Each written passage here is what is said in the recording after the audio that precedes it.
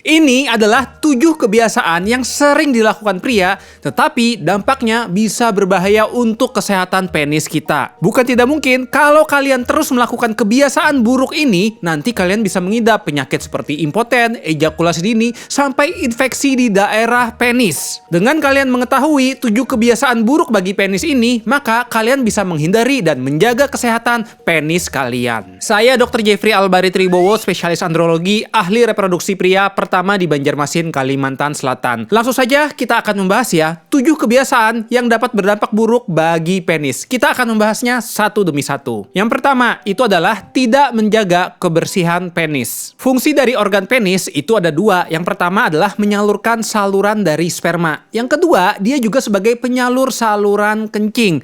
Nah, masalahnya banyak pria yang nggak menjaga kebersihannya. Karena kita harus tahu ya, yang namanya saluran kencing itu didesain untuk membuang racun-racun di tubuh. Apa yang terjadi kalau kita tidak menjaga kebersihan di daerah penis, maka ini bisa menimbulkan infeksi dan kotoran yang menumpuk di daerah tersebut. Contoh sederhananya ya, banyak pria yang dia itu setiap habis berkemih tidak membersihkan penisnya. Jadi misalnya nih, ke WC kencing, udah ditinggalin gitu aja tanpa ada cuci-cuci terlebih dahulu. Saran saya, kalau kalian pria habis berkemih, jangan lupa untuk membersihkan penisnya.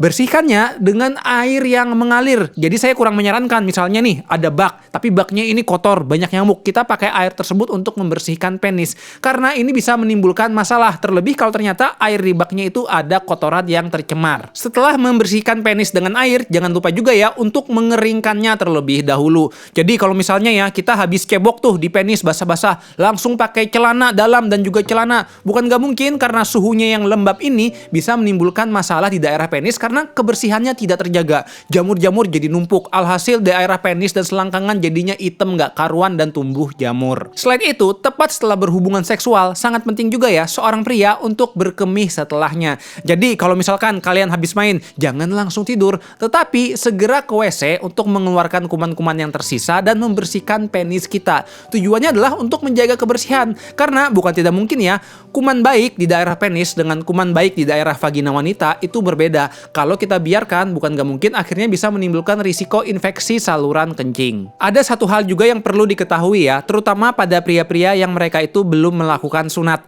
Jadi kan di kepala penis itu dia ada semacam kulup penis ya, atau semacam apa ya, penutup dari kepala penis. Kalau kita belum disunat, daerah kulup penis ini bukan nggak mungkin bisa mengakibatkan menumpuknya kotoran di daerah kepala penis karena dia tidak tercuci secara maksimal. Makanya sangat penting ya, kalau pria belum disunat, kulupnya itu bisa ditarik dan dibersihkan dengan air mengalir. Tujuannya tadi untuk mengurangi sisa-sisa cairan kencing atau kotoran yang menempel di sana. Bukan nggak mungkin kalau kotorannya kita biarin begitu aja nempel. Hal ini bisa menyebabkan infeksi di daerah kepala penis, bahkan bisa menimbulkan nyeri. Saya bahkan pernah menemui ya, ada pria yang belum sunat, dia datang dengan keluhan penis nyeri, terutama saat sedang ereksi dan berhubungan seksual. Setelah dilakukan pemeriksaan, betul saja ternyata kepala penisnya itu infeksinya sangat parah sekali dan sudah mengalami kemerahan. Hal ini dikarenakan dia tidak pernah menjaga kebersihan dari kepala penis. Di samping itu semua, jangan lupa juga ya untuk tidak menahan kencing terlalu lama. Ini penting untuk diperhatikan karena kadang banyak pria ya, terutama yang kerjaannya lebih banyak di jalan seperti supir.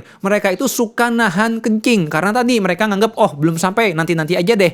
Tetapi kebiasaan buruk ini kalau dilakukan dalam jangka lama, hal ini dapat menimbulkan masalah kesehatan. Salah satunya dia bisa menyebabkan terjadinya risiko pembentukan batu saluran kencing. Karena tadi air kencing yang merupakan racun di tubuh ditahan terlalu lama dan ini tidak baik untuk kesehatan organ tubuh kita. Baik, sebelum kita lanjut ke pembahasan lainnya, jangan lupa di sini saya minta tolong untuk kalian mengklik tombol subscribe di bawah ini. Karena ini akan sangat membantu sekali supaya saya semangat bikin konten dan kalian tidak ketinggalan ketika ada informasi edukasi kesehatan mengenai penis lainnya. Sekarang kebiasaan buruk yang nomor 2, yaitu adalah mengabaikan nyeri dan benjolan di penis. Nyeri dan benjolan yang tidak normal di penis itu sebetulnya adalah sebuah penanda di tubuh kita. Ada masalah nih di daerah penis. Oke lah kalau misalnya ya nyerinya terjadi jarang banget dan itu hanya sedikit. Mungkin boleh kita tidak memperhatikan ini terlebih dulu.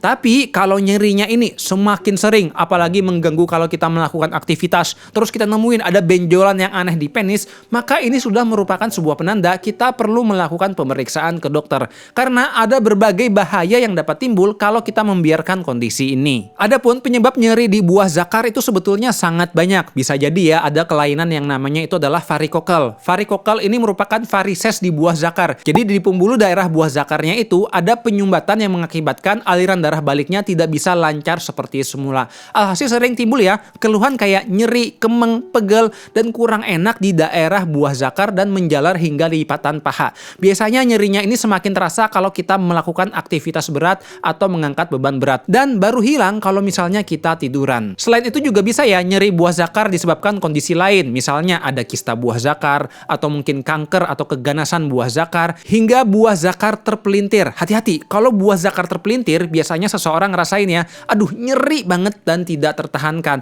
Hal ini merupakan kondisi serius dan harus mendapatkan penanganan segera. Karena kalau misalnya nih buah zakarnya terpelintir, kebalik gitu, dan ini nyerinya dibiarkan dalam jangka lama, bukan nggak mungkin aliran darah di buah zakarnya menjadi rusak dan akhirnya buah zakarnya tidak dapat berfungsi seperti sedia kala. Terus juga hati-hati ya buat kalian, terutama yang sering melakukan olahraga. Olahraganya ini yang cenderung ekstrim atau dia berkompetisi. Ada banyak ya pria-pria yang saya temuin itu mereka sering mengalami cedera di daerah buah zakar. Kenapa? Karena kena tendangan dari temannya. Ada yang kena bola, ada yang kena sepak secara langsung, atau terjatuh dan mengenai di buah zakar. Jadi buah zakar kita ini sangat rapuh sekali. Dia tidak ada tulang yang melindunginya. Kalau ada benturan, maka buah zakar ini akan kena secara langsung. Makanya sangat penting kita harus menjaga dari buah zakar ini. Coba kalian perhatikan pemain sepak bola, kalau misalnya ya jadi dia pagar betis saat tendangan bebas, yang dijaga apa, yang ditutup itu adalah buah zakarnya. Karena tadi dia menjaga supaya buah zakarnya ini tidak kena benturan. Atlet-atlet profesional sangat sadar dengan kondisi ini. Kalau misalnya ya terjadi benturan yang sangat keras di buah zakar, bukan gak mungkin hal ini bisa mengakibatkan perdarahan hebat di buah zakar, dan kalau dibiarkan dalam jangka lama, kalau nyerinya ini semakin hebat dan lukanya semakin parah, ini bisa menyebabkan kondisi yang sangat serius. Tadi itu adalah masalah nyeri di buah zakar. Sekarang itu adalah tentang masalah benjolan di sekitar penis. Kalau misalnya ya kalian ngerasa kok ada benjolan aneh di buah zakar, hati-hati, ada banyak juga kemungkinan penyebabnya. Varikokel buah zakar atau varises buah zakar itu juga bisa menimbulkan keluhan seperti benjolan di atas buah zakar. Jadi bentuknya itu kayak cacing yang membesar. Nah, ini merupakan sebuah penanda penyakit varikokel yang sudah derajat berat. Di samping itu, benjolan di buah zakar juga bisa ya disebabkan kelainan, seperti misalnya ada cairan numpuk, cairan yang tidak normal di buah zakar. Jadi saya pernah nemuin ya, ada pasien yang datang dengan keluhan organ buah zakarnya itu membesar. Setelah saya periksa, ternyata ada cairan yang menumpuk di buah zakar diakibatkan dari infeksi. Kemudian hati-hati juga ya, kadang benjolan di buah zakar itu juga bisa disebabkan loh oleh segudang penyakit infeksi. Misalnya seperti penyakit jengger ayam atau kutil di kelamin, hingga seperti penyakit herpes. Baik, kita lanjut ya ke kebiasaan nomor 3, yaitu adalah sembarangan menggunakan produk-produk penis. Ada banyak banget ya dijual di online produk-produk untuk penis yang menawarkan klaim untuk kesehatan penis, dan ini bisa menimbulkan hasil instan. Ada yang bilang ini bisa bikin tahan lama, bisa bikin penis semakin membesar.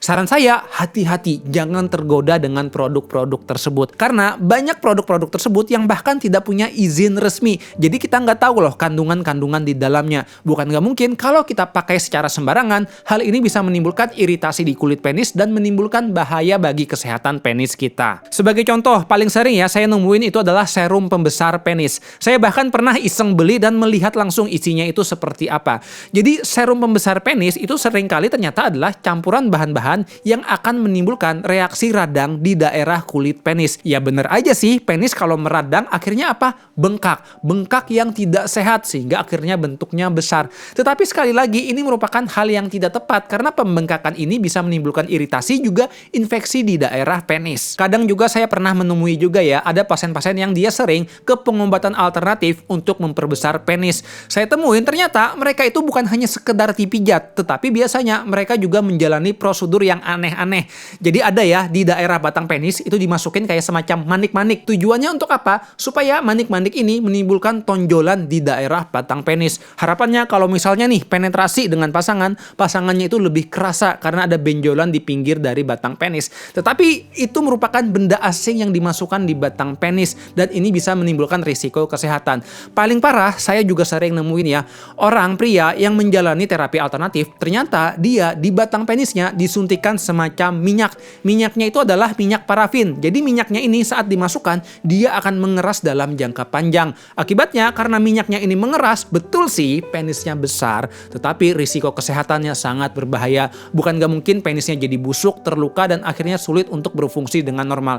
Bahkan akhirnya apa? Pasien-pasien yang mengalami hal tersebut, infeksi akibat penyuntikan minyak, saya suruh untuk menjalani operasi supaya untuk membuang minyak di penisnya. Makanya hati-hati ya, lebih baik kita hindarin dibandingkan risikonya sangat berbahaya untuk penis kita. Oke, lanjut. Kebiasaan nomor 4 yang buruk bagi penis itu adalah terlalu sering terkena panas di daerah buah zakar. Kita harus paham ya, buah zakar kita itu didesain dengan menggantung di daerah kantung buah zakar. Tujuannya kenapa dia menggantung? Supaya dia bisa mengatur suhu buah zakar. Pada prinsipnya, buah zakar ini dia selalu ingin mencari suhu yang lebih dingin dari tubuh. Itulah mengapa dia letaknya ke bawah dari buah zakar. Kalau misalnya ya suhunya ini panas banget, buah zakar akan bergerak semakin turun. Tujuannya adalah supaya dia mencari suhu yang lebih dingin. Tapi sebaliknya, kalau misalnya ya suhu ruangan ini sangat dingin banget, dia akan bergerak naik mendekati suhu tubuh kita. Karena apa? Dia mencari kehangatan. Dengan suhu yang normal, maka buah zakar kita dapat berfungsi untuk menghasilkan sperma yang sehat. Itulah mengapa pada pria-pria saran saya harus hati-hati ya.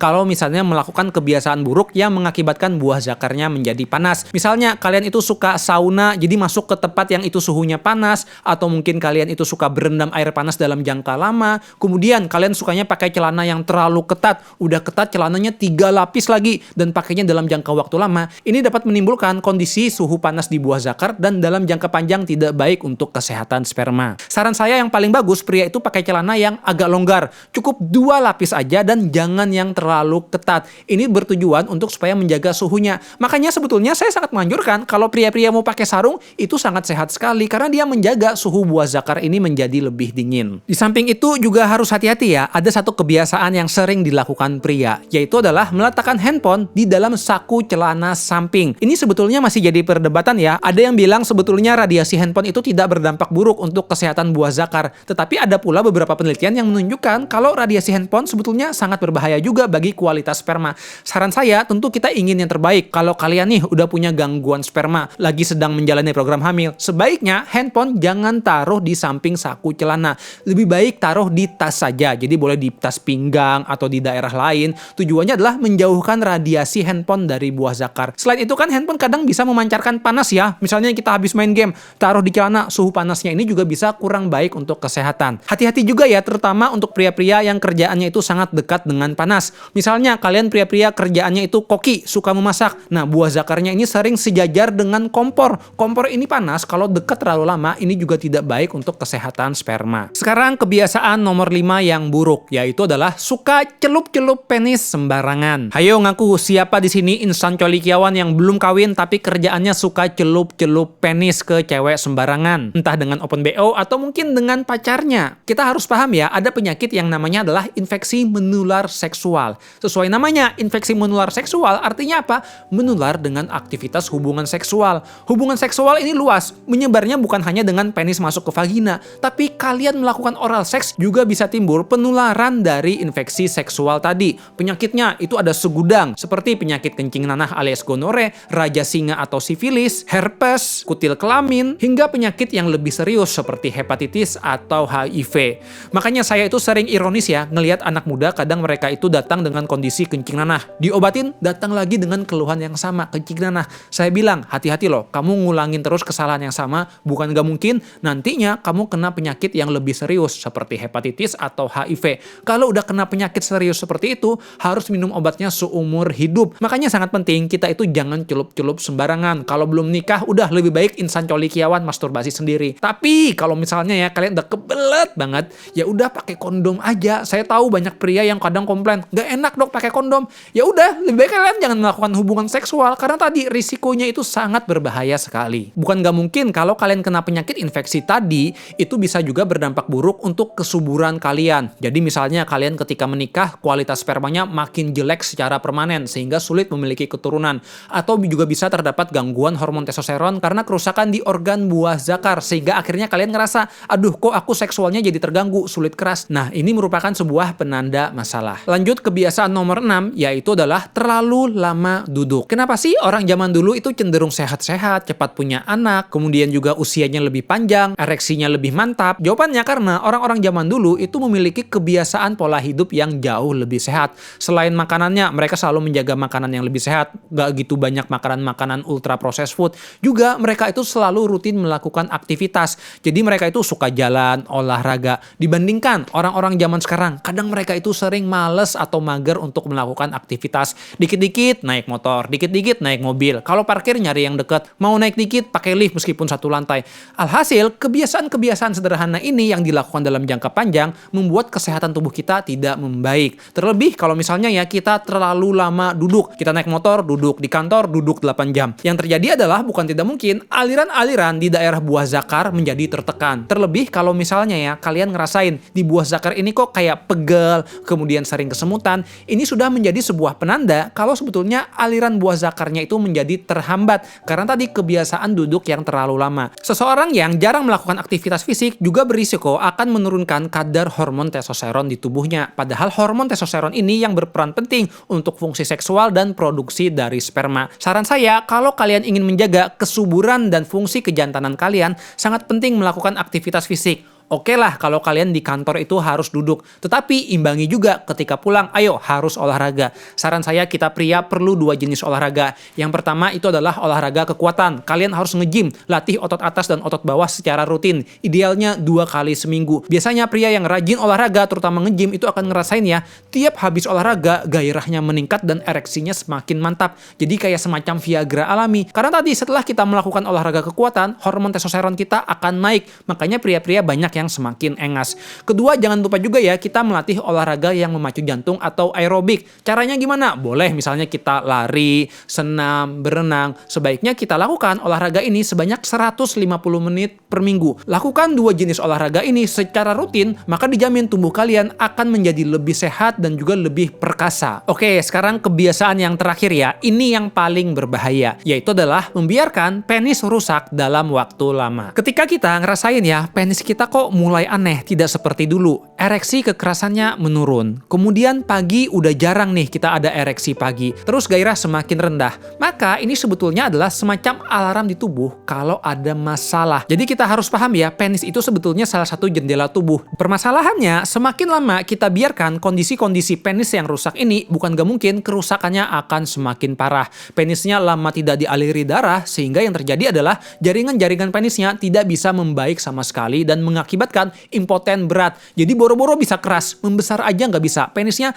menciut terus dan makin lama akan terasa semakin kecil karena tadi jaringannya ini semakin rusak. Makanya ya saran saya sangat penting seorang pria itu menjaga dari kualitas kesehatan penisnya. Kalau kalian ereksi, ngacengnya masih sehat, kekerasannya mantap, ejakulasinya oke, spermanya masih toker dan ereksi pagi juga sering, gairah mantap, itu menunjukkan tubuh kalian masih sehat. Tapi kalau misalnya ada kendala, coba deh pertimbangkan untuk melakukan medical check up. Terutama kalau kalian usianya udah di atas 40 tahun, saya sangat menyarankan kalian melakukan medical check up minimal 1 tahun sekali. Yang dicek itu seperti gula darah, kolesterol, kemudian asam urat, juga bisa pertimbangkan ya hormon testosteron. Karena hormon testosteron ini sangat penting dan bisa menurun kalau misalnya kita terjadi penuaan. Untuk kalian yang mungkin penasaran ya dengan hormon testosteron ini seperti apa sih? Bagaimana cara mengeceknya? Berapa biayanya? Saya sudah pernah loh membuat video yang membahas hal ini. Kalau kalian ingin menyaksikannya, bisa klik link video berikut ini. Terima kasih sudah menyaksikan.